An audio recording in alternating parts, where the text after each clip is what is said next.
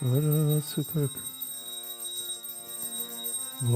sukar kabar gai, boro sukar kabar gai, boro sukar kabar gai, boro sukar kabar gai. Translation. Move it to the translation.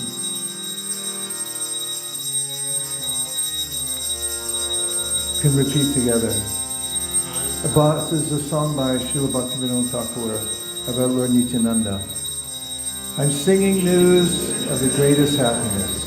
At the place known as Surabhi Kunj in Sri Navadvip, the marketplace of the holy name has now been opened, and Lord Nityananda himself is the proprietor. Such wonderful things are going on in that blissful marketplace. Sri Nityananda Prabhu is selling the pure holy name wholesale, merely for the price of one's faith. Seeing the assembly of devotees eagerly waiting to purchase the name, Lord Nityananda first examines each of them to test their qualification. Then he sells them the name by bargaining for his price accordingly. Oh, my dear friends, if you really want to buy this pure holy name, then just come along with me, for I am now going to meet with this Nityananda Mahajan. Thus you will finally be able to acquire the pure holy name. I will also take my due commission, and in this way all three of us will fulfill our desires. Sri Nityananda Prabhu is so extraordinarily merciful, accepting only one's faith in the holy name. He bestows the topmost divine bliss. When Nitai sees a tear dwelling in someone's eye upon chanting the name of Gaura, he instantly gives his support to that person. Indeed, he bestows all divine opulences. He gives that person genuine realization of the pure teachings of Sri Krishna as found in the Bhagavad Gita and Srimad Bhagavatam. While displaying all this inconceivable mercy, he pays no attention to one's caste, material wealth, mundane knowledge, or physical ability. Now, dear friends, please reject all of Maya's entangling snares. If you're a householder, then just remain at your home. If you're renounced, then just live in the forest. Either way, nothing more will trouble you. We no longer need to fear the terrible age of quarrel, for the most merciful Lord Nityananda gives the holy name to anyone and everyone, even to the lowest among men. Bhaktivinoda loudly calls out and proclaims to all, other than the lotus feet of Lord Nityananda, there is no shelter.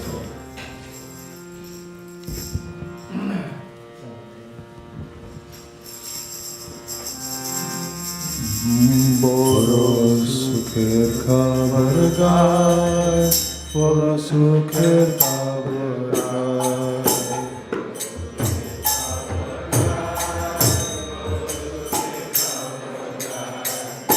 Surabhi kunje namir hai kureshe.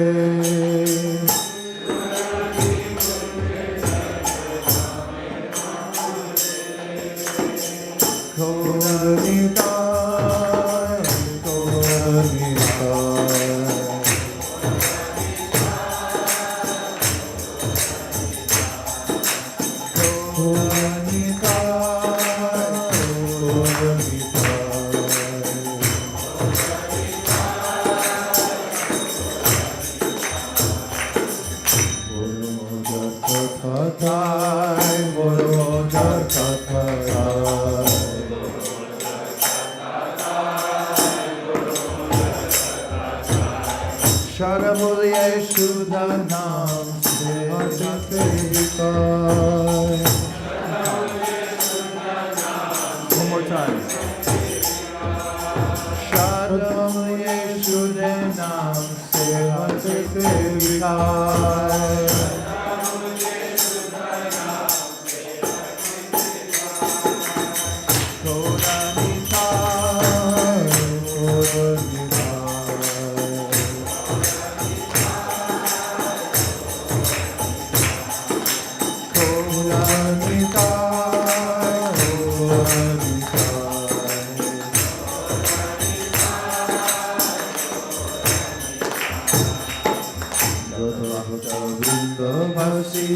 Jata Bhakta Vrindavasi.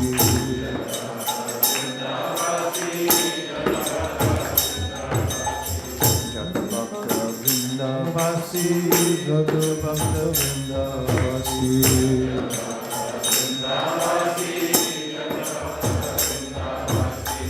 Hari Hari dekhe naam beche daro kasi.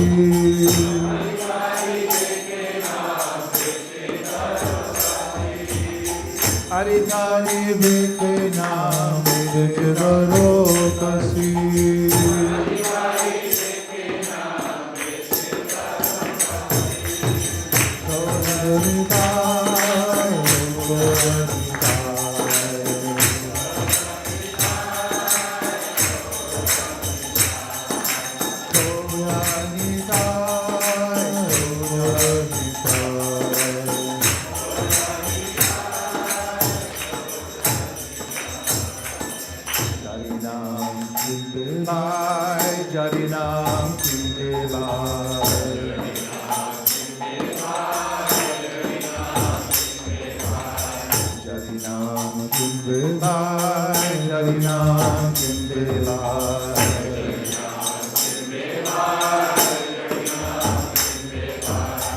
Amar sange chalo mahamandre kache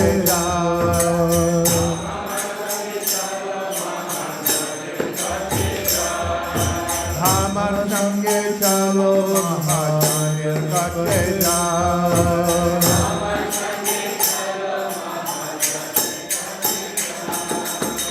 Puranitai,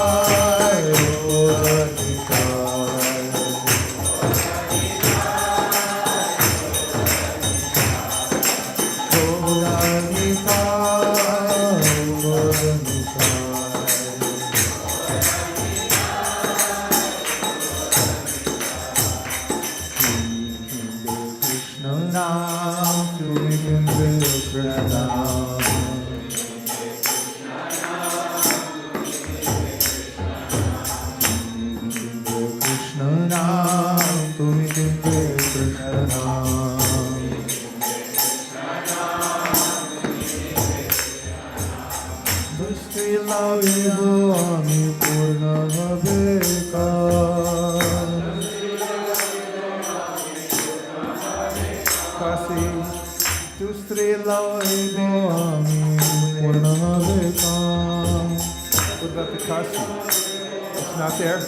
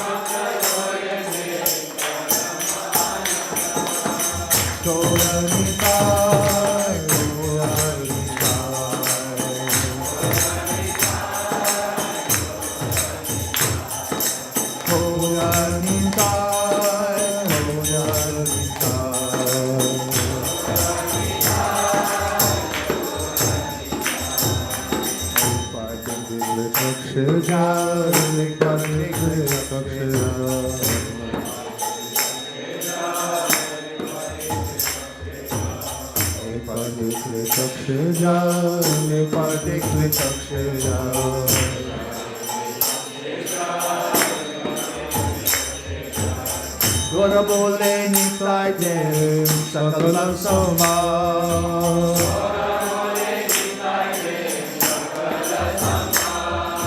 Gora bole nitai de sakalam soma.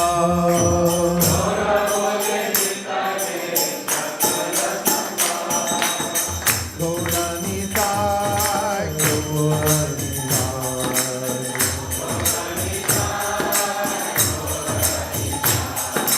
Gaura Nitai, Gaura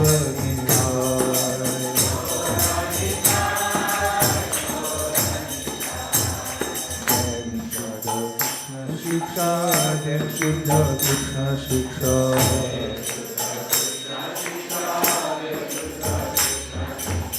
Then Shuddha Krishna Shiksha, then Shuddha Krishna Shiksha.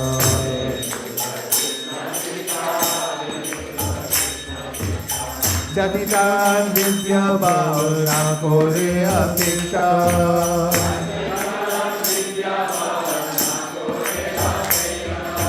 Jatitan Vidya Bhavana Kore Apeksha.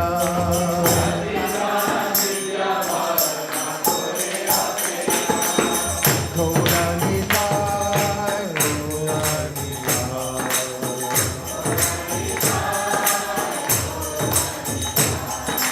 Gaura Nitai, Gaura Nitai.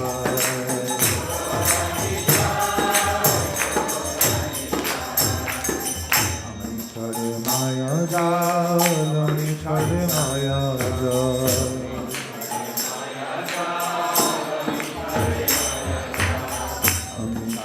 Maya Jal, Chare Maya Jal.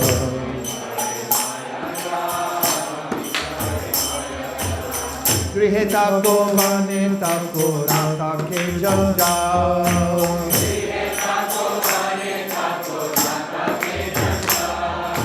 Grihe tako vane tako rata ke jal jal.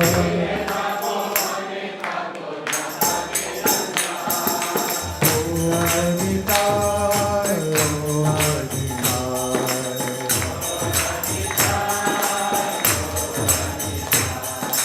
Gaura Nitai, Gaura Nitai.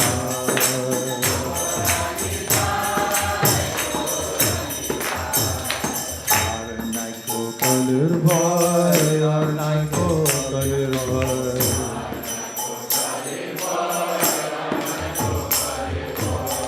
Arnai ko kalir bhai, arnai ko kalir bhai.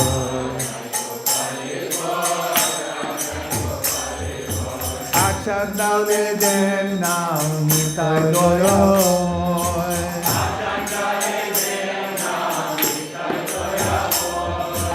Achandale den nam nitai doyoy.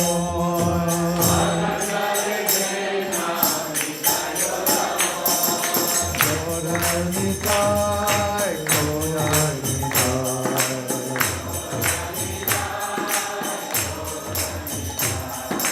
Gaura Nitai, Gaura Nitai.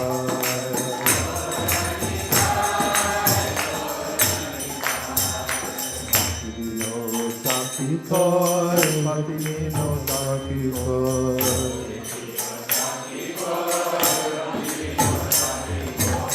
Bhakti Vinod Bhakti Koi, Bhakti Vinod Bhakti Koi.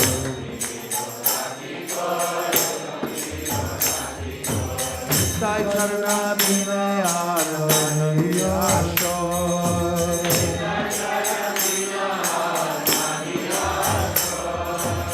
Sai Charana Vinayana Niyashoy.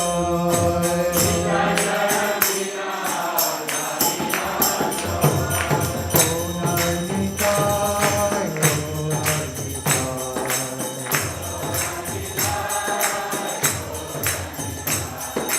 Gaura Nitai.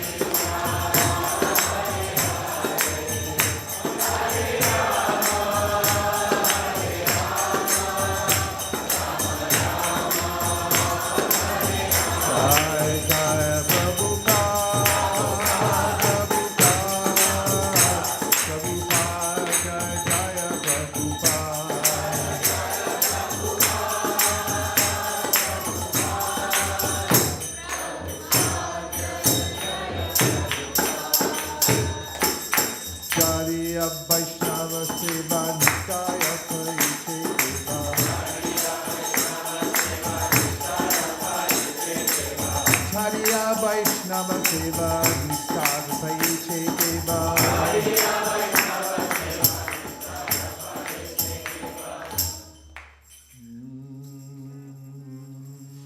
Namasheshtam Manamapi Shachi Putram Atrasurupam Shirupam Tasyagrajam Uruparim Maturim Doshkavatim Radha Kundam Girivaramaho Radhika Madhavasham Prapto Yasya Pratita Kripaya Shigurutam Gatosmi Hey Guru Jnanadi Nabando Swanandadata Karunaita Sindho Vrindavanasi Nahita Bhatana Prasida Radha Pranaya Prachara Hey Nabando Puranaika Sindho Kuru Prasadam Mai Mandamudhe Laksha Parade Bahupapagade Tathara Padmeshtu Matishta Krishne Yadyapi Amar Guru Chaitanya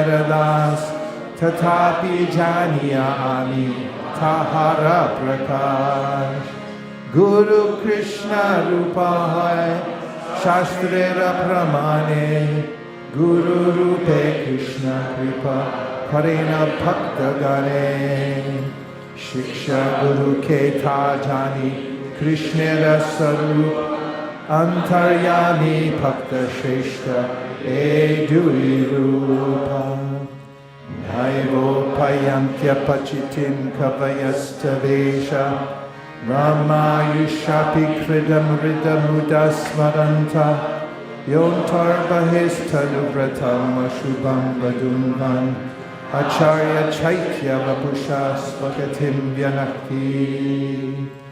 Without serving the representative of Krishna, nobody can approach Krishna. I bow down to the beautiful lotus feet of my spiritual master, by whose causeless mercy I have obtained the supreme holy name, the divine mantra, the service of the son of Shachimata, the association of Srila Swarup Damodar, Rupa Goswami and his older brother Sanatan Goswami, the supreme abode of Mathura, the blissful abode of Vrindavan, the divine Radhakund and Govardhan Hill, and the desire within my heart for the loving service of Shri Radhika and Madhava and Vrindavan. O spiritual master, O giver of divine wisdom, O friend of the fallen, you are the giver of your own bliss, and you are the only ocean of mercy. Although dwelling in Vrindavan, you have descended for the welfare of fallen souls like myself, and you are preaching the divine love of Radha for Krishna. Please be kind upon me. O friend of the lowly, O Gurudev, you are the only ocean of mercy. I am a dull fool and have committed hundreds of thousands of offenses. I have fallen into a dense myriad of sins. Therefore grace me with your mercy, so that my mind may be fixed on your lotus feet and on Shri Krishna. Although I know that my spiritual master is a servitor of Shri Chaitanya, I know him also as a plenary manifestation of the Lord. Every living entity is eternally a servant of Shri Krishna Chaitanya. Therefore the spiritual master cannot be other than a servant of Lord Chaitanya. The spiritual master's eternal occupation is to expand the service of the Lord by training disciples in a service attitude. According to the deliberate opinion of all revealed scriptures, the spiritual master is non-different from Krishna. Lord Krishna, in the form of the spiritual master, delivers his devotees. The relationship, go back, please. The relationship of a disciple with his spiritual master is as good as his relationship with the Supreme Lord. Spiritual masters always represent themselves as the humblest servitors of the personality of Godhead. But the disciple must look upon the spiritual master as a manifested representation of Godhead. One should know the instructing spiritual master to be the personality of Krishna. Lord Krishna manifests himself as the supersoul and the greatest devotee of the Lord. The initiating spiritual master is the personal manifestation of Srila Madan Mohan Vigraha, whereas the instructing spiritual master is a personal representative of Srila Govinda Dev Vigraha. O my Lord, transcendental poets and experts in spiritual science could not fully express their indebtedness to you, even if they were endowed with the prolonged lifetime of Brahman. For you appear in two features, externally as the Acharya and internally as the Supersoul, to deliver the embodied living being by directing him how to come to you. The lotus feet of our spiritual master are the only way by which we can attain pure devotional service. I bow to his lotus feet with great awe and reverence. By his grace, one can cross the ocean of material suffering and obtain the mercy of Krishna. Our only wish is to have our consciousness purified by the words emanating from his lotus mouth. Attachment to his lotus feet is the perfection that fulfills all desires. He opens our darkened eyes and fills our hearts with transcendental knowledge. He is our Lord, birth after birth. From whom ecstatic prema emanates, by him ignorance is destroyed. The Vedic scriptures sing of his character. Our spiritual master is the ocean of mercy, the friend of the poor, and the Lord and master of the devotees. O Master, be merciful unto us. Give the shade of your lotus feet. Your fame is spread all over the three worlds. Sri Guru Charana Padma Kevala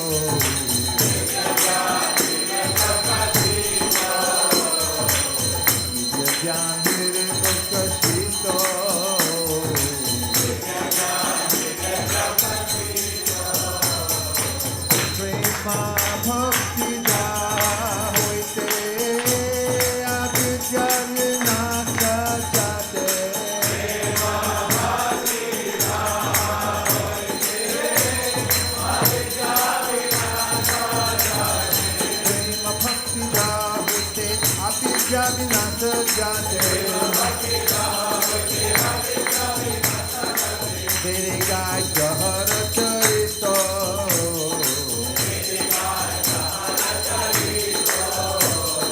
Tere Gai Jahara Charito.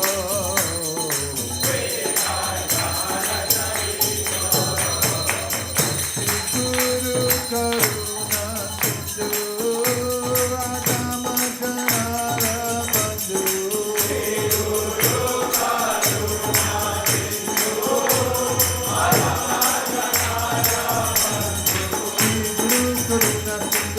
Adama Janara Bandhu.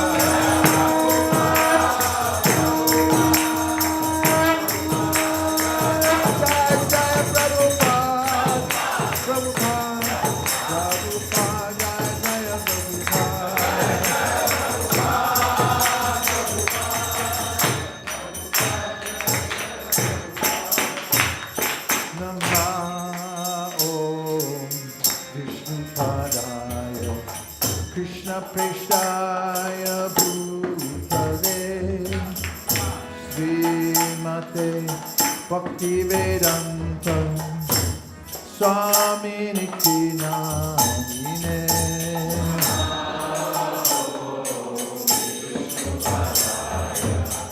Krishna Prestaya Bhutale Srimate Bhaktivedanta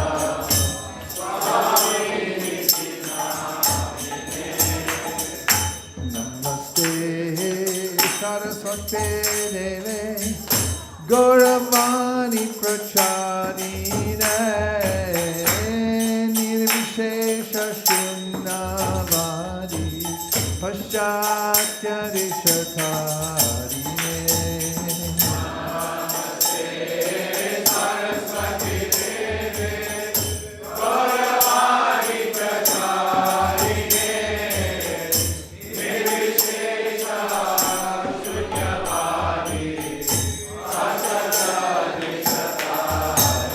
Jaya Shri Krishna Chaitanya Prabhu Nityananda Shri Advaita Gadadhar Shivasari Gaur Bhakta Vrinda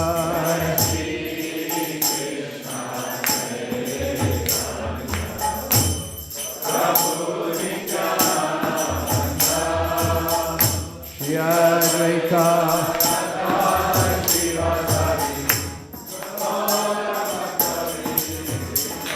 Hare Krishna Hare Krishna Krishna Krishna Hare Hare Hare Rama Hare Rama Rama Rama Hare Hare Hare Krishna Hare Krishna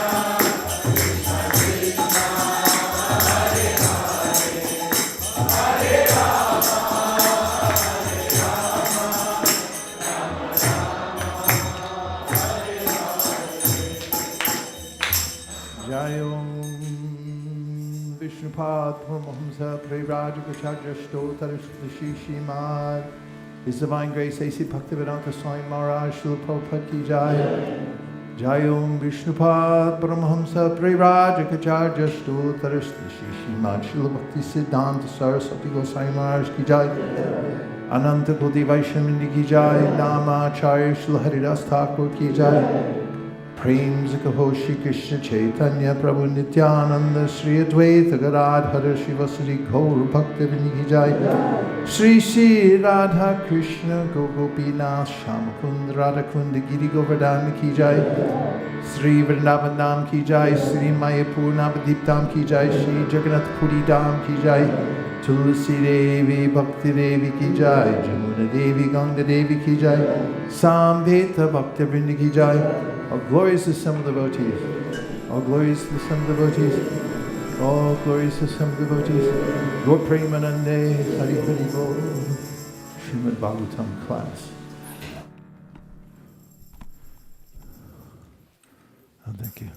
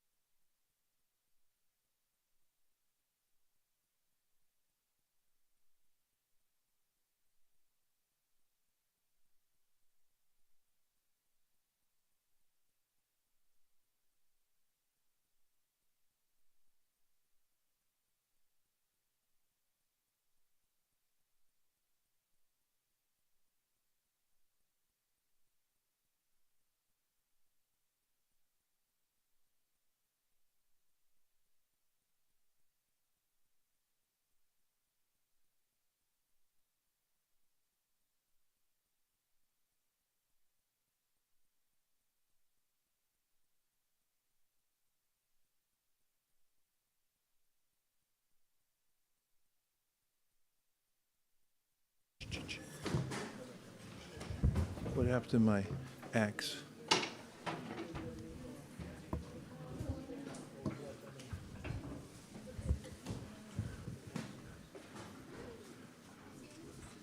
Where's my axe?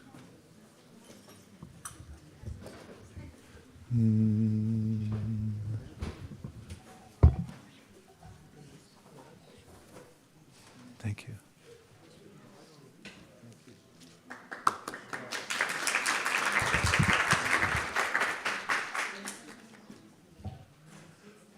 Radhakri Prabhu, where's my axe?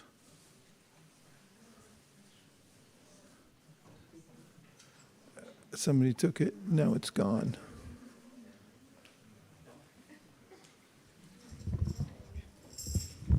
Thank you.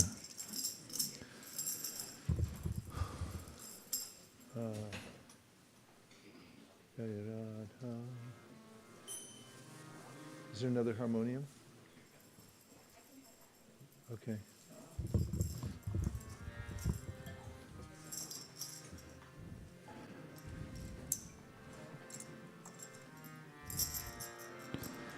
Jaya Radha Madhava Jaya Kunja Bihari.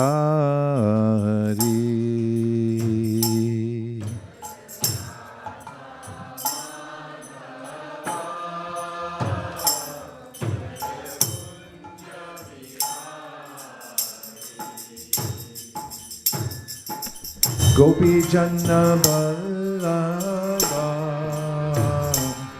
Jaya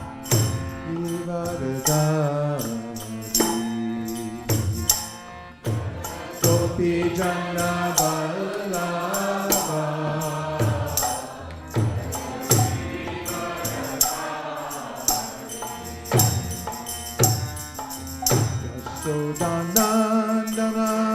Braja Jana Ranjana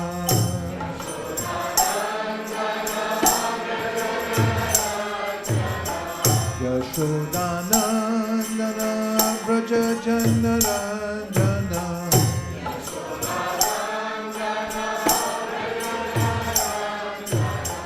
Yashodanandana Braja Jana Ranjana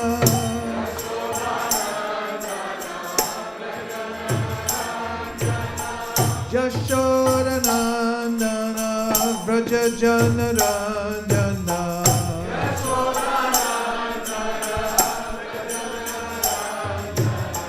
Jamuna Tiravanachari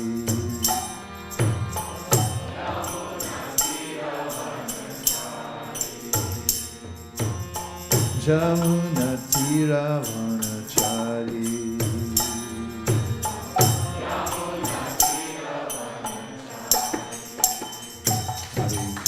Hare Krishna, Krishna Krishna, Hare Hare, Hare Rama, Rama Rama, Hare Hare, Hare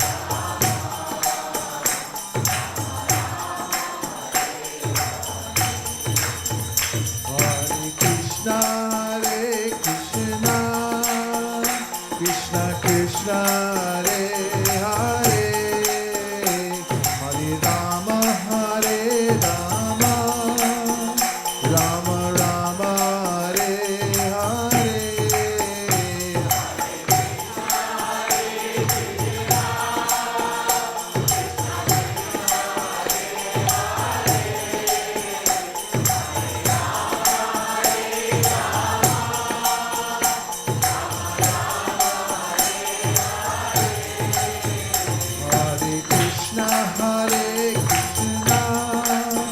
Krishna Krishna,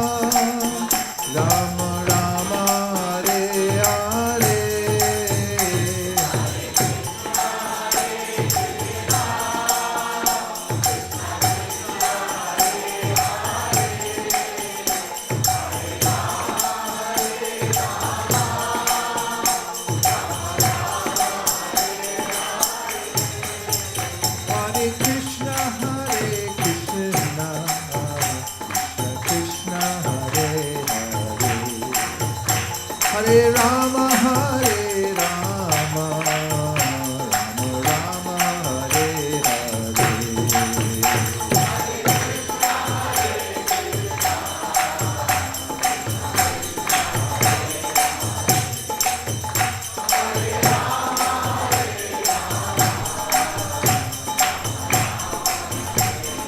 Hare Krishna, Krishna Krishna, Hare Hare, Hare Rama, Rama Rama, Hare Hare.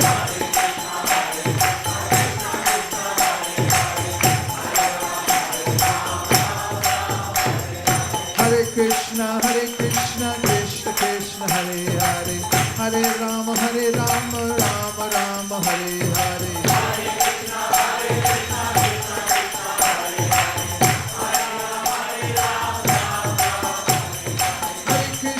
Hare Krishna, Krishna Krishna, Hare Hare, Hare Rama, Rama Rama, Hare Hare. Krishna, Hare Hare, Hare Rama, Rama Rama, Hare Hare.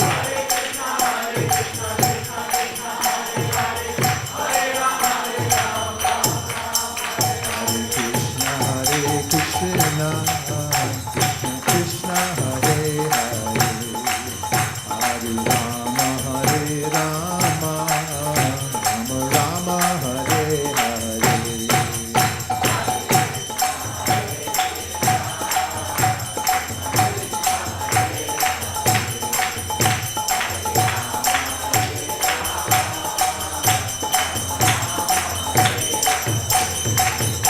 Hare Krishna, Krishna Krishna, Hare Hare,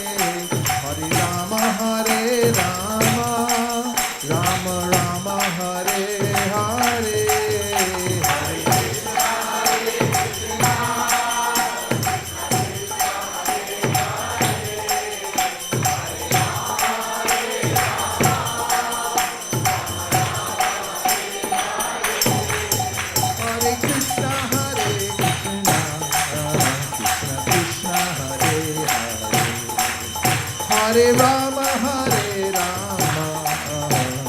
Rama, Hare Hare.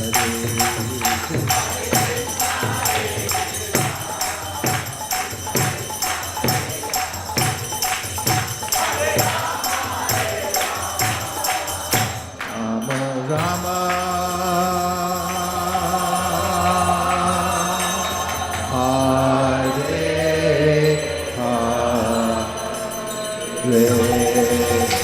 Premanande, Nitai Gaura Haribo,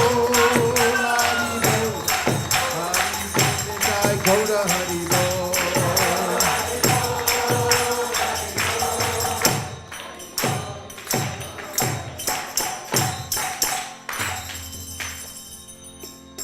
Om Namo Bhagavate Vasudevaya. Om Namo Bhagavate Vasudevaya. Om Namo Bhagavate Vasudevaya. Narayanam Namaskritya Naram Chaiva Narottamam Devim Sarasatim Vyasam Tato Jayam Udiraye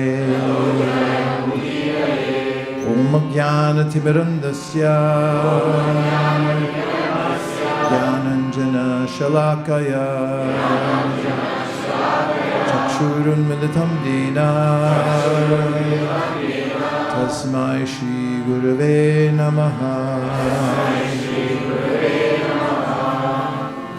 So we'll be looking at chapter 4 of the first canto of the Srimad Bhagavatam. And the Srimad Bhagavatam opens at the first chapter of Naimisharanya. And it starts as a story. Tamekada Tamunaya Praturha Huta Hutagnaya. And that is that one day, there's a way in which the sages have assembled there in the forest to perform a sacrifice. And the sacrifice was for the purpose of ascertaining the highest purpose of life. The sages, unguided or not properly guided, of course we know that the first guru there was Romaharshan, who had been killed by Balaram. Balaram was on pilgrimage at that time because he didn't want to get involved in Kurukshetra. He was friends with Duryodhana. In fact, in Mithila he had trained Duryodhana in club fighting. And of course, he's Krishna's brother, friend of the Pandavas, awkward. So he went on pilgrimage and went to many places. During that time, he ended up at Naimisharanya as one of his pilgrimage stops. He still had work to do, killing, what's his name, who was bothering the sages? No.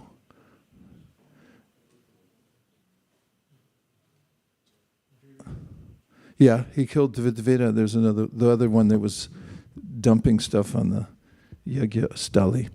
So when he went to Naimisharanya, he noted that Romaharshan didn't offer him respects. And the purpose of all of the Vedas is to come to the conclusion of my purpose in life is to serve the Supreme Personality of Godhead. That's the essence of all advice, actually. To remember Him, ta ekada tamunaya, tasmad ekena manasa, bhagavan satvatam bhati, shrotavya kirtitavyascha deya pujascha nityada. One pointed attention. One has to know who the Supreme Personality of Godhead is, and then focus one's attention there. And one does that through the process of bhakti, shravanam, kirtanam, vishnu smaranam, parasevanam, archanam, vandanam, dasyam, sakyam, atmanivedanam. These are the 9 processes of bhakti.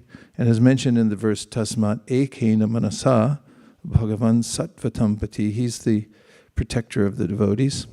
Shrotavya kirtitavyascha dhyeya pujas nityada names the primary aspects that the devotee engages him or herself in remembering the Lord. But Maharshan, although he had memorized and was conversant with all the Vedic literatures, something practically unheard of in this day and age, he didn't know what their purpose was. And therefore, presenting himself as a learned teacher, he was actually cheating. And Balaram noticed this when he went to Naimisharanya. Everyone stood up, as one should when a learned, great personality comes into the room or into one's purview. And he didn't stand up because he thought, what do I need to stand up for? I'm here on the Vyasasana and I'm the head person. So Balaram, noticing this anomaly, had executed him with a kusha straw. And after that, the sages, being aghast because they had blessed him with long life, said, now what? And Balaram said, oh, we'll take it back if you wish. And they said, no, it's your will. Let's fix it. And someone came up with a verse that the son, same as the father, so let's empower the Sutta, the son of Maharshan, who is known as Ugrashrava. Ugrashrava means one who's been fiercely hearing. Ugra means fierce, and Shrava means that he had applied himself, so much so that when he was anointed thereafter by the sages, they said that you're conversant with all of the knowledge of the Vedas because of your dedication to your Guru Gana. You have many gurus, you've learned from them because you're Somya. It means you're a gentle soul, you're humble, you're open, and you applied yourself. And therefore, you're qualified to represent this tradition and sit before us as our teacher. So they were depending on Sutta. Meanwhile, they asked Balaram to do some penance to free himself from the offense of disrupting the yajna. So maybe it was Balval that was disrupting the yajnas at that time, as demons like to disturb anything dharmic. So he'd fly over the yajnastalis and dump stuff. I won't go into details what he dumped, but it would contaminate everything. So Krishna killed him, Balaram killed him. And then, of course, the sages went on there. We start off at the first chapter with them addressing Sutta. We know that they had a different idea to begin with. They weren't completely clear about how to perform the sacrifices there or how to proceed. And it's mentioned in the Bhagavatam that they had gotten black smoke from their yajna, from performing the homa, and it didn't look like it was going well. But when they met Sutta Goswami, then he began to teach them the essence of all the Vedas. And they wanted to know that. They said, Burini Budi Karmani Shrotavyani Vibhagasha Ata Sadyo Trayat Saram Samudrita Manishaya Bruhi Bhadraya Bhutanam Amritatvaya Kalpate. What is it? Out of all the Vedic processes and so many rules and regulations that have been there for generations and many different kinds of shastras that apply to different kinds of people at different times, there's these various shastras that describe how to live life in the material world, and then of course there's the Upanishads, and there's so many Dharma shastras that teach one according to one's ashrama and varna, how one must perform rules and regulations. So what's the essence?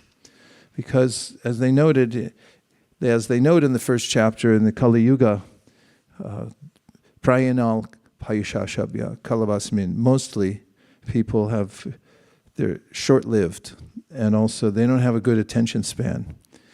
And they also come up with stupid ideas, really stupid ideas. So what are you going to do in the Kali Yuga? How will people be delivered, they wanted to know. And just give us the very essential part of it. And then Sutta then starts off by telling the story of Vyasadeva, Vyasuvacha, iti samprashna samrishto vipranam maharshani pratipuja vachastesam pravatum upachakrame. And then Sutta tells about how the son of Vyasadeva was Shukadev Goswami, how he hesitated to come into the world out of the womb of his mother because he was wary of the influence of the material energy and didn't want to be captured by Maya. And when he was born, he was 16 years old or so, already did his SATs. Actually, he didn't. Apetya kritya means he didn't do any of that. He skipped the whole process of apetya.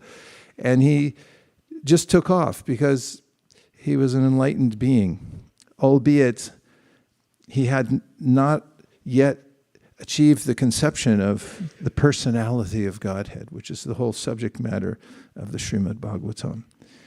And he left home out of a sense of abject renunciation of the world. Didn't care for it, didn't want to get involved. His father, Vyasadeva, incarnation of the Lord, cried after him, so, "Oh, come, sir, son, come back." And only the trees echoed in response to the bereaved father. And, of course, we know from the other Puranas the story how Srila Vyasadeva induced his son to come back because although he had gone to the forest to live in solitude and be absorbed in spiritual realization on the level of Brahman, his father knew something more. Now, this brings to an important point about how do we account for all the various ways in which people approach God in the world. In the Bhagavad Gita 17th chapter, in the outset, Krishna talks about the ways in which everyone has been affected by the three modes of material nature, various combinations and permutations, and therefore they have different outlooks and different approaches to the world. We have, as Krishna says, a certain impetus within us already. That's the nature of a living being, is to want to enthusiastically do something. In fact, this morning when I was chanting the Gayatri mantras, I was particularly noting, as I have before and often like to do, in the meditation on the mantras, the word prachodayat, which means that the Lord wants to enthuse us. There's a natural tendency to be enthused. Of course, the word enthusiasm means the God within, entheos. What it means really is that we have our own impetus. We want to create. We want to love. We want beauty. We want the aesthetics of life. That's what satisfies us. We can't live without beauty. Try flying more than 14 hours in an airplane, and after a while, everyone's, even with television in front of everyone's face, says, "Let me out." In fact, people, when you get up out of your seat, everyone's trying to push for the light of the door. Like, "I want air, I want trees, let me out of this plane." So there's a way that everyone has the impetus to love, to see beauty, but they see through the lens of the modes of material nature, says Krishna. And that he makes this statement, Shradomayo Purusham, that the living entity is made of his or her faith. That's what you are. That's why you have a predisposition towards certain kinds of beauty and certain types of aesthetic, the music you like, and so forth. It's a dictated desire because of our previous associations. However, he says, at the core of that is our natural state, which is to be in love with God and to have a full-blown relationship with the Supreme, of whom we're part. Mamayavamsho jiva loke jiva bhuta sanatana manakshastan indriyani prakriti-stani karshati. Krishna explains in the Bhagavad Gita that we're one with God, at the same time we're separate. This is one of the intricacies of the philosophy of Sri Chaitanya Mahaprabhu, which perfectly brings together all the different ideas of the great acharyas. A concept in the practice of the present-day discipline we have of bhakti yoga, which is on display in Mayapur, where Srila Bhaktisiddhanta Saraswati Thakur had his flagship temple, where he worships Gandharvika Giridhari. And in that beautiful temple there, right near Yogapith, you'll notice that he has the 4 sampradayas represented by the 4 different acharyas, and that they're the original personalities who form the genesis of that. Yeah, in our sampradaya, of course, it's Brahma. And then in the Ramanuja sampradaya, it's Lakshmiji, and so on. Then we have the Nimbarkas, the 4 Kumaras. And who else do we have? Huh? Yeah, and then Lord Shiva and Vishnu Swami. And then Chaitanya Mahaprabhu synthesizes all of those, or he's given them the service of bringing to light various aspects of the Absolute, which are very important, and then he brings them all together in the perfect philosophy of acintya-bhedabheda tattva, which means we're simultaneously one with, but different from God. So our relationship is he's the whole, we're the part. And mamai vamsho jiva loke, jiva bhuta sanatana, means we're eternal, and we eternally have that position. It's not that at one point when we attain perfection or nirvana, we are freed from our obligations to the material world due to our interaction with it. We've run up a debt called karma. There isn't a way in which then we become God again. We're always part of God. And when we realize that, we realize a relationship as part and Krishna as the whole. And so when Shuka went away, he had a partial realization of the Supreme. And this is getting back to my point about the various ways in which people endeavor to reach God. In fact, every living being has an eternal relationship with God already.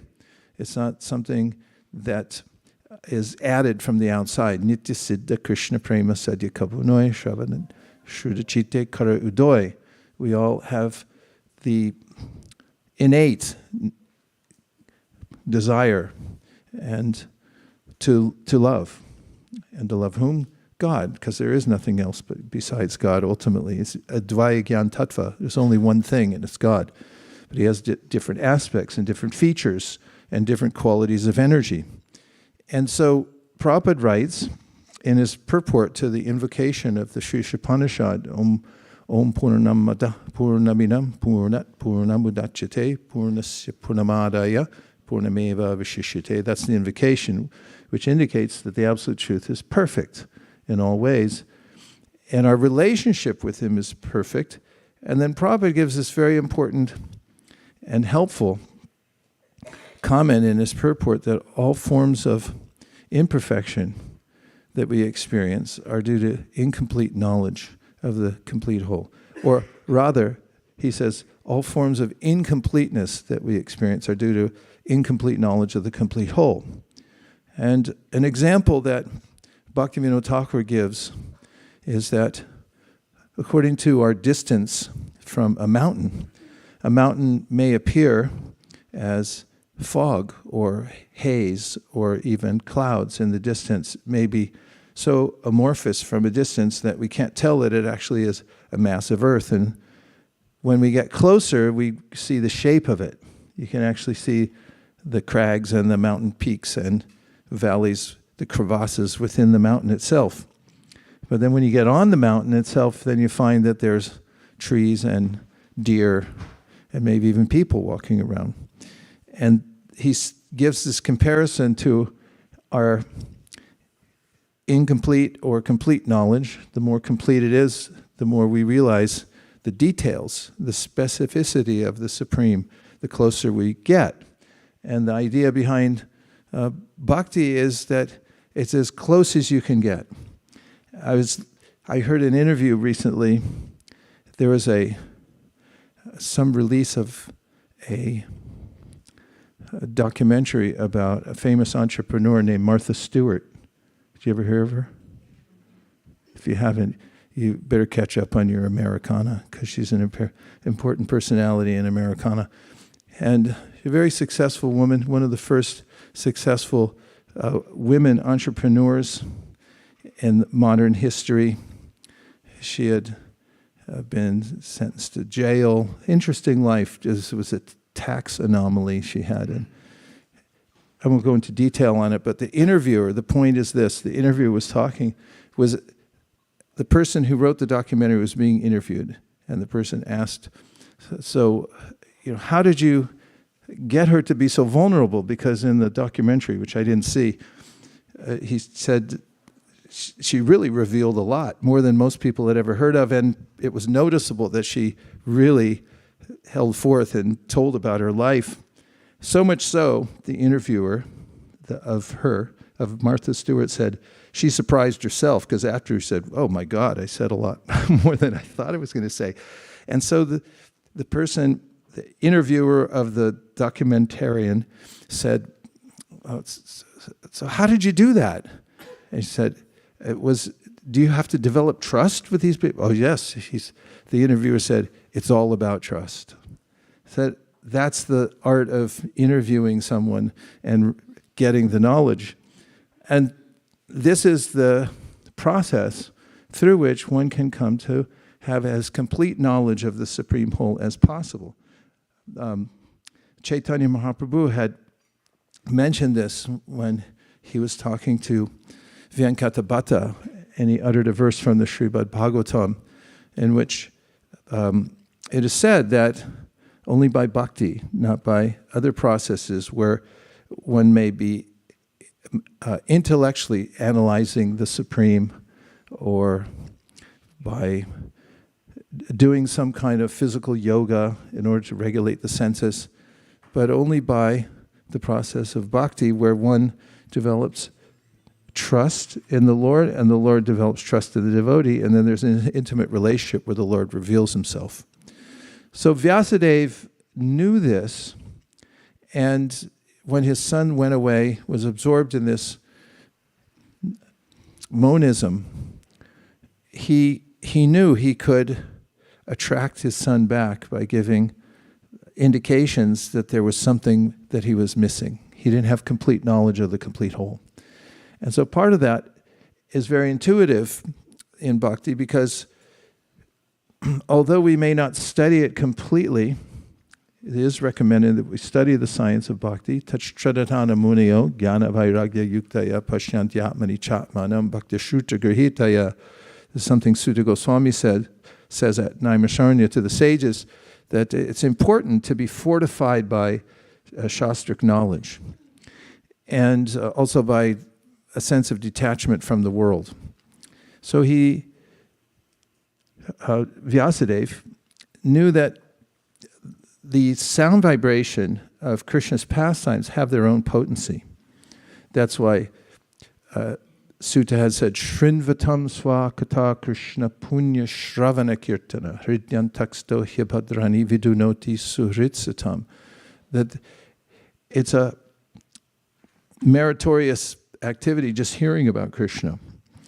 And as Shukadeva has mentioned in the 10th canto of the Srimad Bhagavatam, there's immense potencies. In fact, the potency of Krishna and his association is directly available by hearing about him. He said, Vikriditam Vrajavadur Birahand Vishnu Shradhanvitona Shinu Yatatavarna Yadya Bhaktim Param Bhagavati Pratilabhyakam Hridrogam Ashvapahinot Yacharina Tihira. That if one simply hears from the Srimad Bhagavatam about the personality of Godhead and his relationship, especially in Vrindavan with his most intimate devotees, that sound vibration, if one hears faithfully, that it transforms the heart. And so Vyasadeva had this conviction, and he sent out some of his disciples into the forest where his son Shukadeva had repaired to, a solitary place, and they began to recite verses from the Srimad Bhagavatam, including Ahobakiyam Stanakalakutam Chikamseya Payad Apyasadvi. It's a verse about Putana, the first demoness who Krishna killed. And it's a kind of lament by Uddhava. You find it in the 3rd canto where he's saying to Vidura, he said, oh, where are you going to find anybody this merciful? That he doesn't judge, even though Putana came to kill him, he said, well, she has some qualification, she dressed up as my mother. And upon hearing these verses, they have so much potency that Shukadeva Goswami, from his point of being completely detached from the material variety, knowing that it's a trap, because it's a reflection of reality, and one becomes absorbed in the reflection of reality, then one becomes entangled in it. And it's really hard to disentangle oneself. So he had gotten to the point of disentangling himself, but he wasn't yet entangled in the transcendental world. Mahatmanas mam parta daivim prakritim ashrita. The greatest souls are entangled in the internal potency of the Lord, and that includes the process of a relationship with Krishna. But when he heard these verses, he became attracted and wanted that relationship with Krishna. It became his main focus in life. So his interest in life had been upgraded from being detached to being attached to Krishna. Being detached from the material world, now he was attached to hearing about Krishna, which is non-different from being connected with Krishna in relationship. And so this is the story, how the Bhagavatam begins.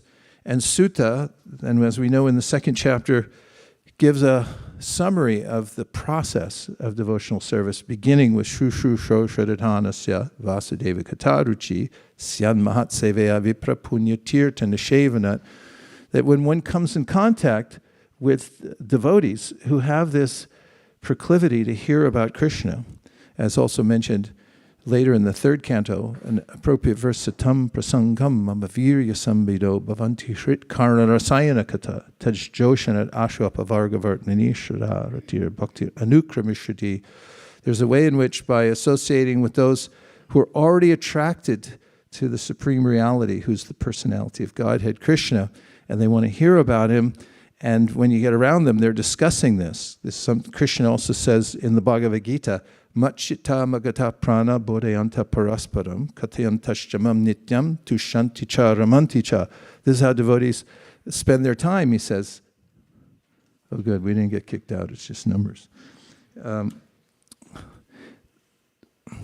He says that devotees, they're always discussing him, Krishna. That's how they tushanti cha ramanti cha. That's how they get satisfaction, and that's how they enjoy. They're discussing. So satam prasangam virya sambido. If you're around devotees who have this proclivity to talk about Krishna, think of Krishna, and their ultimate goal of life is to develop the relationship with Krishna, then you'll get it too, and it'll transform you. And you'll start going for that also. And Shraddha, Ratir, Bhaktir, Anukramishati. Anukramishati means step by step in that association, you'll attain everything. You'll make progress in devotional service.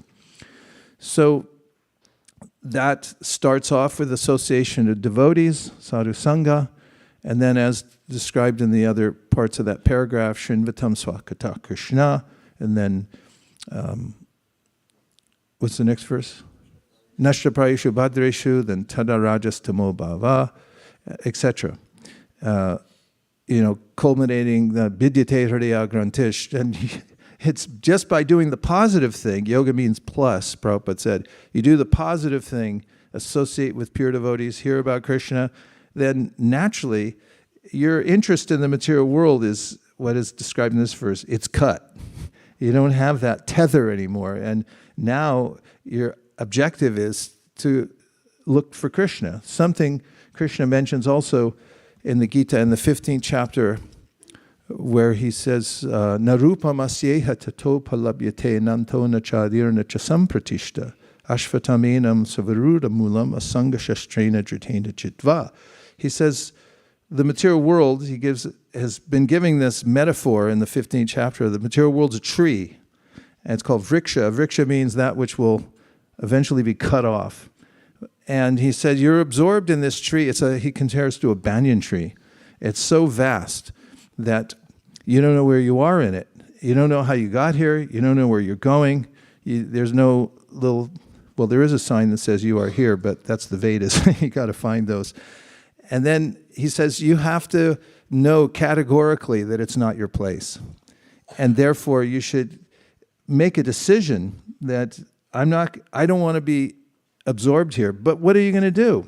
If you don't have a superior engagement, then you're going to come back again and again. Have you ever had that? You have it, it's like forget it unless you have a better idea and better engagement, better friends. You just like, how did I end up back here where I was before? Why can't I give it up? Well, Krishna says, tatapadam tat parimargitavyam yasmin gata no nirvartanti bhuya tameva chadyam purusham prapadye yatak praviti prashita parani. Said now, once you cut it, you have bhakti. You take your journey back to Krishna by engaging in bhakti yoga. And then you have an objective, tat. Like Om Tat Vishnu Paramam, Om Tat Vishnu Paramam Padam. It means like, I'm going this way. Sorry, don't have time. So this is the gist of the teaching of Sutta in the second chapter. And then the third chapter, he starts talking about the avatars of the Lord. And he says, if you're able to recite these in the morning and the evening, you won't be touched by the material energy anymore. The indication of how potent bhakti is that, okay, even if you're a neophyte, if you learn how to recite the appearances of the various avatars of the Lord, then you're going to be transcendentalized because sattvam rajas tamayiti prakritir gunastar eka yukta para Rusha eka hihasyadate stityade harivarinchi hariti samya shayamsi tatra kalu sattva tanor nirnam suhu. Means, this is something Sutta also said, that there's Brahma, Vishnu, Shiva. Of these three great controllers of the material world, you'll benefit the most from Vishnu because he's beyond the material nature. And in that chapter 3, we hear the directive, Krishna swadamo Ete chamsa kala Krishna. Sorry. Ete chamsa kala pumsa Krishnas tu Bhagavan swayam indrari vyakulam lokam mridyanti yuge yuge. It's such a verse I take for granted that I barely say it. But it's the most important verse because we're coming more and more to the point. And Sutta Goswami says, yeah, there's all these avatars, but there's an origin to all of them. They all come from an original person. Something Brahma realized, and he gave the verse, Departure eva hidashantanamabhyupeta, dipayate vrivadehetu samahana dharma, yes tadrageva hicha vishnu chaya vibhati govindamadi purusham tamaham bhajami. He said, there is an origin to all the appearances of God. Just like you have one candle, you light all the other candles. The original candle is there. So with that, we come to the fourth chapter of the first canto of the Bhagavatam, and it's called The Appearance of Sri Narada. And this is coming more and more to the point of specificity, and it's a story. And here we are, chapter 4, text number 1. It's Vyasa Uvacha. On hearing Sutta Goswami speak thus, Shaunaka Muni, who was the elderly, learned leader of all the rishis engaged in that prolonged sacrificial ceremony, congratulated Sutta Goswami by addressing him as follows. And here's the purport. In a meeting of learned men, when there are congratulations or addresses for the speaker, the qualifications of the congratulator should be as follows. He must be the leader of the house and an elderly man. He must be vastly learned also. Sri Shaunaka Rishi had all these qualifications, and thus he stood up to congratulate Sri Sutta Goswami when he expressed his desire to present Srimad Bhagavatam exactly as he heard it from Shukadeva Goswami and also realized it personally. Personal realization does not mean that one should, out of vanity, attempt to show one's own learning by trying to surpass the previous acharya. he must have full confidence in the previous acharya, and at the same time, he must realize the subject matter so nicely that he can present the matter for the particular circumstances in a suitable manner. The original purpose of the text must be maintained. No obscure meaning should be screwed out of it, yet it should be presented in an interesting manner for the understanding of the audience. This is called realization. The leader of the assembly, Shonaka, could estimate the value of the speaker, Sri Suta Goswami, simply by his uttering yata ditam and yata mati, and therefore he was very glad to congratulate him in ecstasy. No learned man should be willing to hear a person who does not represent the original acharya. So the speaker and the audience were bona fide in this meeting, where Bhagavan was being recited. Bhagavatam was being recited for the second time. That should be the standard of recitation of Bhagavatam, so that the real purpose can be served without difficulty. Unless this situation is created, Bhagavatam recitation for extraneous purposes is useless labor for both the speaker and the audience. And the text 2, Shonaka said, "O Suta Goswami, you are the most fortunate and respected of all those who can speak and recite. Please relate the pious message of Srimad Bhagavatam, which was spoken by the great and powerful sage Shukadeva Goswami." Purport. Ready? Yes. Suta Goswami is twice addressed here by Shonaka Goswami out of great joy because he and the members of the assembly were eager to hear the text of Bhagavatam uttered by Shukadeva Goswami. They were not interested in hearing it from a bogus person who would interpret in his own way to suit his own purpose. Generally, the so-called Bhagavatam reciters are either professional readers or so-called learned impersonalists who cannot enter into the transcendental personal activities of the Supreme Person. Such impersonalists twist some meanings out of the Bhagavatam to suit and support impersonalist views, and the professional readers at once go to the 10th canto to misexplain the most confidential part of the Lord's pastimes. Neither of these reciters are bona fide persons to recite Bhagavatam. Only one who is prepared to present Bhagavatam in the light of Shukadeva Goswami, and only those who are prepared to hear Shukadeva Goswami and his representative are bona fide participants in the transcendental discussion of Srimad Bhagavatam. And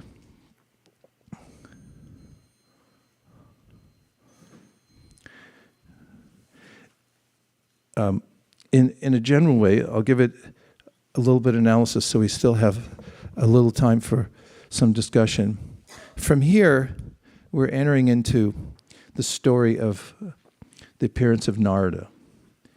And this is an extremely important part of the Bhagavatam because it sets the stage for one's full focus on Krishna, the Supreme Personality of Godhead. And we have the scene set already at Naimisharanya. And we even have a story, nested stories. Shonaka Rishi is addressing Suta Goswami, congratulating him, appreciating his qualification again. And we're going to hear, what's coming up is how Narada Muni appeared. Of course, Narada Muni is the offspring of Brahma. They were at the beginning of, well, it's a long story. I won't deviate too much. I'll just go to the essence of the point, which is that Vyasadeva, by the 5th chapter of this Bhagavatam, right now we're in chapter 4, it comes to the point where, although he's given his full concentration on doing his service as Vyas actually is just a generic term. It means the divider, or like an editor. He has taken the original Vedas, just the Veda is one thing, really, and he put it into various compartments and assigned it to various disciples, so they had lines in which they could teach the various parts of the Vedas. And then he had also revealed the Puranas, which are a way of completing the Vedic knowledge, which is not so accessible to people in a modern age, as it requires a particular atmosphere where one can live a different lifestyle, pristine lifestyle.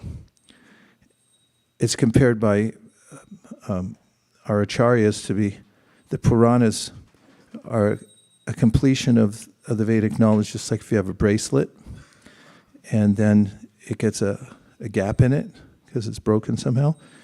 You can only complete it with the same kind of gold to make it whole. So the Vedas actually are considered by Jiva Goswami, if you've read the Tattva Sandarbha. If you haven't, see me afterwards. I have 2 copies left, according to what I heard. And they're more important than the Vedas because they give an explanation, a practical explanation of what the meaning of them is.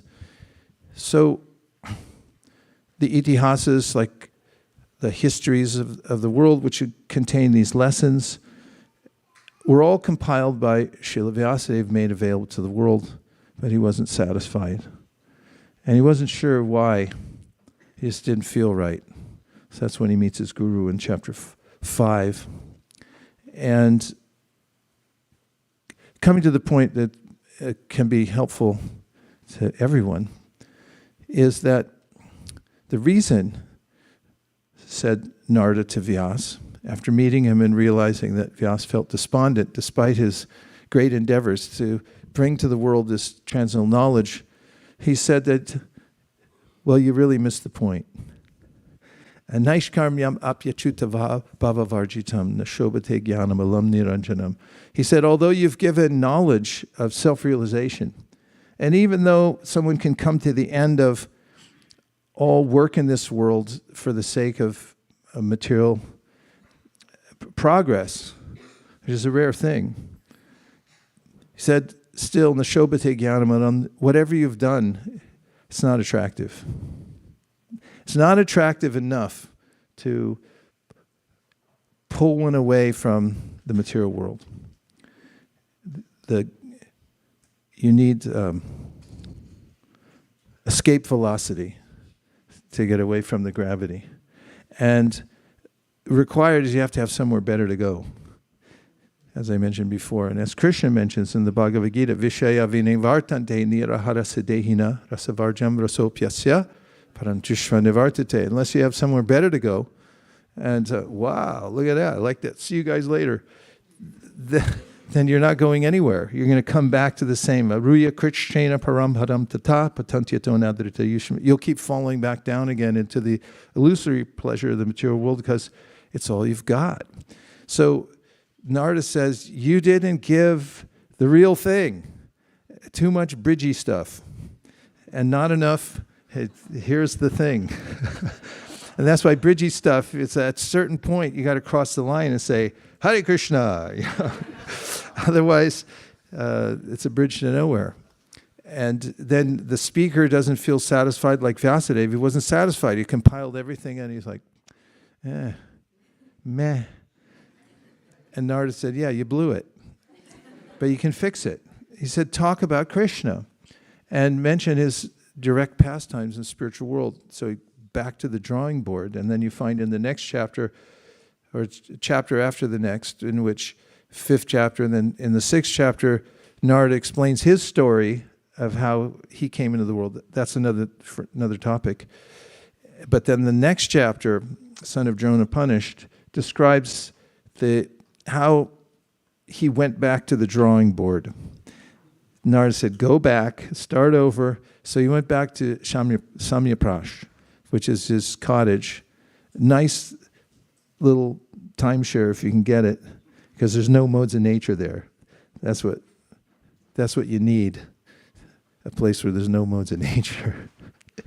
And then there he went into trance by the mercy of his guru, and he was able to, just as Valmiki was, by the mercy of Narada, and able to see Lord Ram's pastimes. And so as Vyasa is able to directly see the pastimes of Krishna.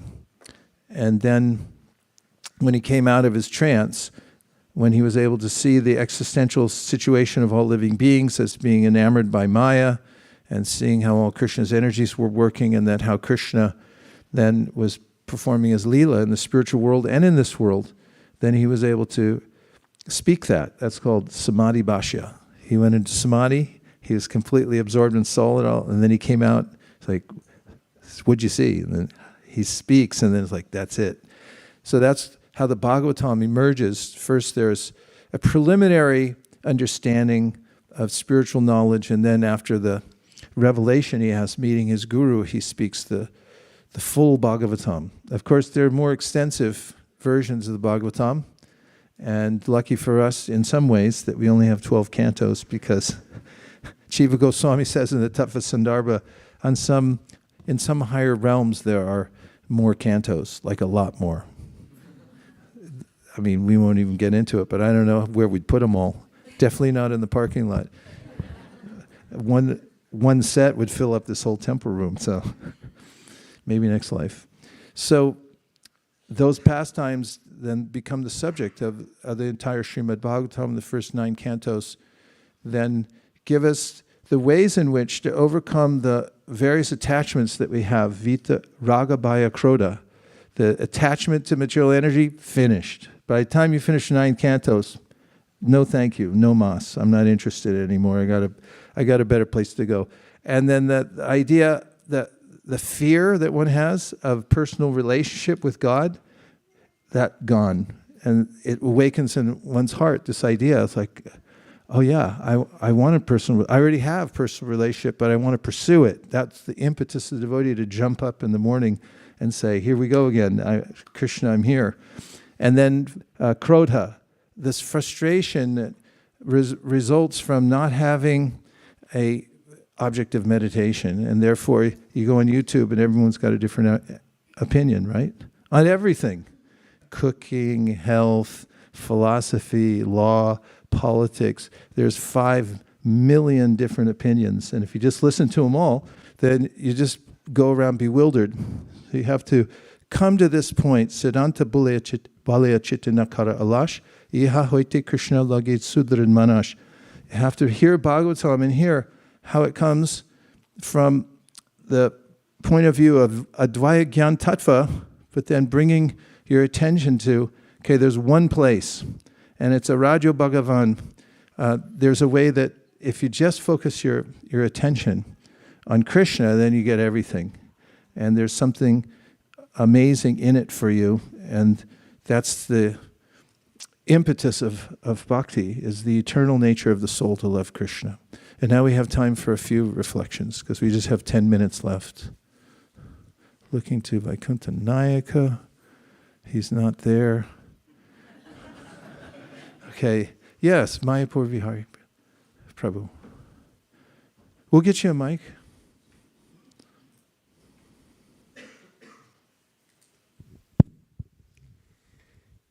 Hare Krishna Maharaj, Narada Pranam. Welcome back. Nice to have your darshan back, Mataji. And thank you for the wonderful class, Maharaj. Question, earlier in the class you mentioned associating with the devotees and serving one who has the taste. We develop similar taste. So my question is, in spite of associating, sometimes the mood of passion, I want to do this, I want to achieve this, or that is still not reducing. What can be the potential cause for this, or what are the reasons where the lack of things? Well, Narada addresses this in the 5th chapter also. He said that if you get a disease of the stomach or the bowels by eating too much milk products, then there's a cure for it which comes from the same category. It's milk, but it's just dahi. Or even better, chach, buttermilk. They both have this enzyme in them that helps to bring your stomach back to order again. Enzyme, microbes, microbial action, all important. And then you can be cured. So the same thing that gave you the disease in the first place, it can cure you. So he says, no harm in being ambitious and working in the world. And that's something that Krishna says to Brahma in the Brahma Samhita. Near the end of the Brahma Samhita, he says everybody's engaged in some sort of service. But if you dedicate it to the Lord, then it becomes the source of your delivery. So you don't have to stop being ambitious. You're Gujarati, right? Yes. You're not going to give it up. It's in your DNA. So if you just dedicate it to the Supreme and say, I'm going to do this for Krishna, then it becomes transcendentalized. And that's one of the main points that Krishna makes in the Bhagavad Gita to Arjuna. He says, you can't stop fighting. Don't stop talking like that, and just fight. But remember why you're doing it. You're doing it for me. So this is the great opportunity of the Krishna conscious movement. You can be a spiritual entrepreneur. And everything can be put in this big fire pit called Sankirtan. Yeah. It's a yajna for the age where you say, oh yeah, everything goes in here because it's unlimited work to do to expand the Sankirtan movement. And we need entrepreneurs. We want money. If you have money, put it in the fire pit. That's why most people can't leave the room when we're doing Krishna 10, Krishna 9, because there's just something about it where you're thinking, this money's bugging me anyway.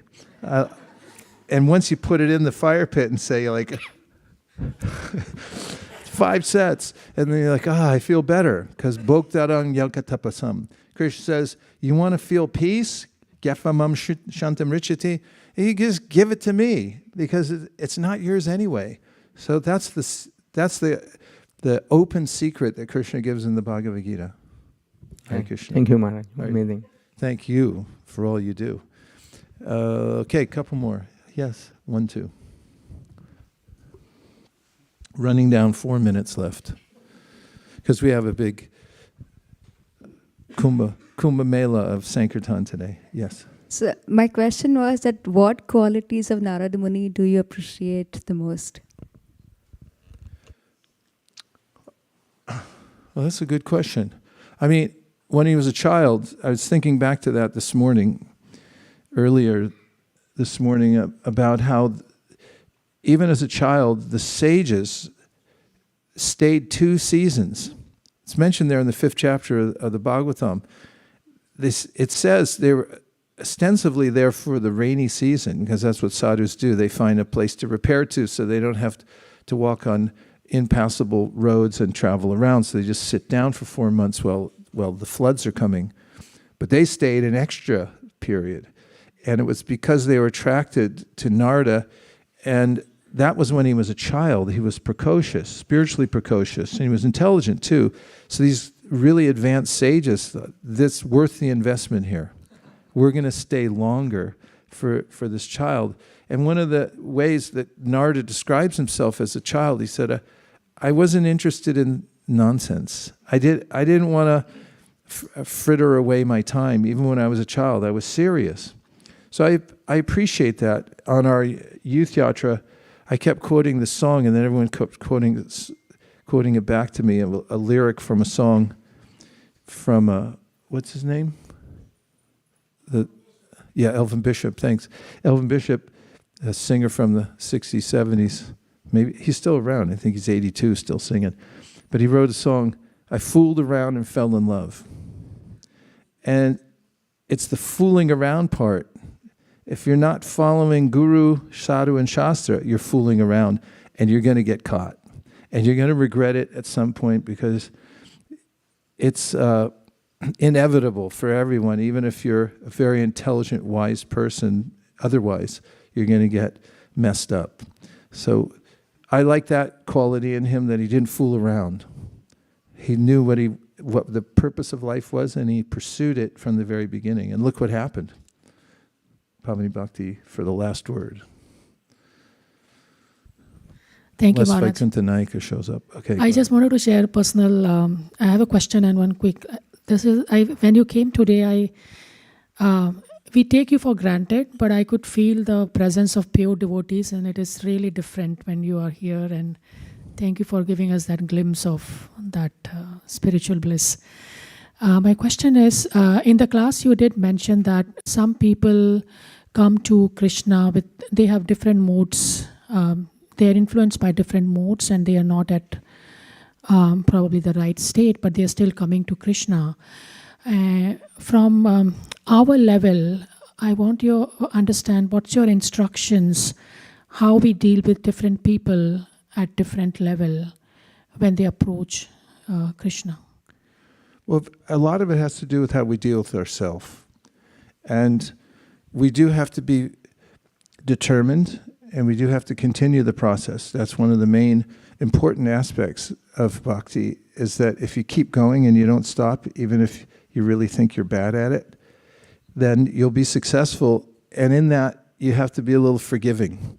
So there is a way in which one might compare oneself to others and then think, oh, I'm no good at this, and I'm no good in general, so why even try?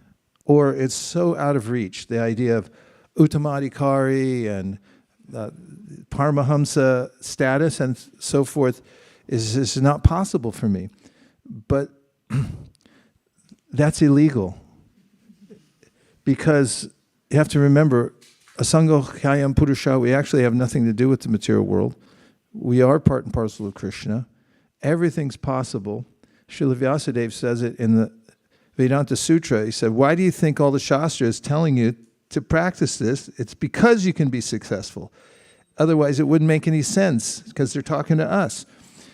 And so when we are a little forgiving with ourselves and determined to continue the process despite our own ineptitude, then we can also be forgiving in others. And it's the world oftentimes is very discouraging. The outer world and the inner world. Nothing goes right in the material world because we're dealing with a material energy. It's extremely confusing because it's all loaded up by the time factor. And whatever you think you're going to get, eventually it always twists in a different way. And it's like, how did that happen? And so we have to encourage ourselves by reading Shastra, staying on the practice, and then encourage others to continue. And the Bhagavatam says that you should be, it's not that we treat everybody exactly in the same way. When you're teaching Krishna consciousness, or when you're a teacher in general, it's a very individual process. It's not mechanical. People respond to personal attention and love and trust. It's not a mechanical process, and Rupa Goswami says that the foundation of Krishna consciousness, dadati pratigurnati guyamakyati prachiti punkte bojayate chaiva shadvidam priti lakshanam. Priti lakshanam means there's loving exchanges between devotees, and they come in the form of giving prasad, accepting prasad. So far, so good? No problem there. Giving gifts, accepting gifts, and then revealing one's mind, really speaking about your realizations and Krishna, speaking Krishna Katha and hearing others. These 6, he said, are the 6 exchanges of love and devotional service. And when we're able to accommodate people based on those 6 loving exchanges, Prabhupada says, then you have a venue in which people will feel happy and satisfied. And also, as you know well, the Bhagavatam says, Ishvare tadadineshu balesheshu dusatsucha prema maitri kripopeksha yakaroti samadhyamaha. When you're out there attempting to practice Krishna consciousness and teaching it to others for your own purification, you also be observant with people's levels of advancement. Don't try to give too much to people who aren't ready for it. And also don't try to give it to people who don't want it. And when somebody shows that they're open, don't try to dominate them, but try to give them mercy. So it's an art and requires finesse. Well, I'm sorry, but I went over time. I did say that you'd be the last one, so Yashoda Vatsal Prabhu, I apologize. write me a SMS, is that what they call it? And I'll answer your question later. We have to move on because this morning, hey, London's still there. Haribo. What time is it there? It's 5:03 p.m. Oh, 5 p.m.? 5:03 Yeah. p.m. Okay. Well, thanks for tuning in. And everybody else who's online, we see you. We feel your presence. There's 66 devotees on the internet, 16 on Zoom, 82 altogether. And then all of us here at the Naimisharanya. Yeah, it's really good to be back. Thank you very much. We had a great youth yatra. It was better than it exceeded our expectations, and life-changing, I'd say. At least for us it was. And you never know till you do stuff. You might think it's going to be like this or like that, or you might think, oh, it's the same old thing. We're just going back to the Dom, that's all. The mind has a way of wrecking everything and saying it's all this and that. But when you go there and you have the experience, then it's yours to keep. So we have a lot that we've taken away. And that's why we're going back in about 3 weeks. I don't know, it's just the way things turned out. So now we have the next part of our program, which is Prasadam. Okay. Dear Srila Prabhupada, dear Shri Chaitanya Mahaprabhu, Shri Shri Panchatattva, Shri Shri Radha Madan Mohan, Shri Shri Lakshmi Shringadev, if you so desire, please let everyone become fully absorbed in taking prasadam and be fully satisfied by remembering Krishna's mercy upon us. And look forward to seeing everybody back here at 9:34.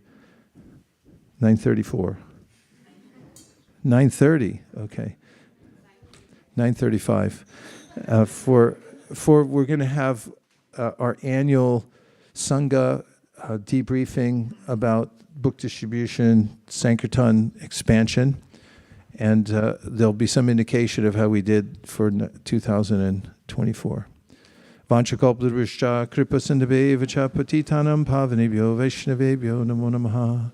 Sharira vijaja jodendriyata eka jive pele vishaya sagare dharma je jirayati loba moisukumati take jeta katita samsare Krishna Bharadoya Moa Kori Bhare Jitaya Shaprasarana Vidubhan Shayana Vidapa Radha Krishna Natao Premedato Shri Chaitanya Nihita Premedato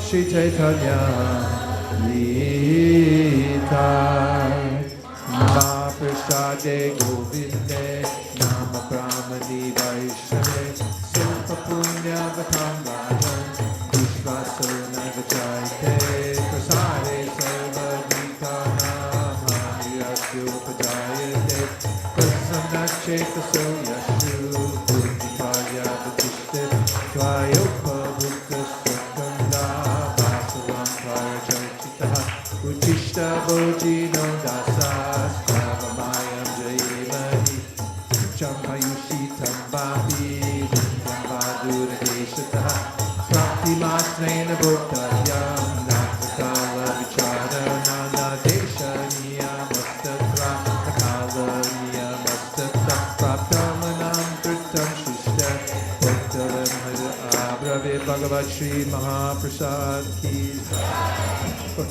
Manande Nitai Gaura Haribo Haribo Haribo Nitai Gaura Haribo.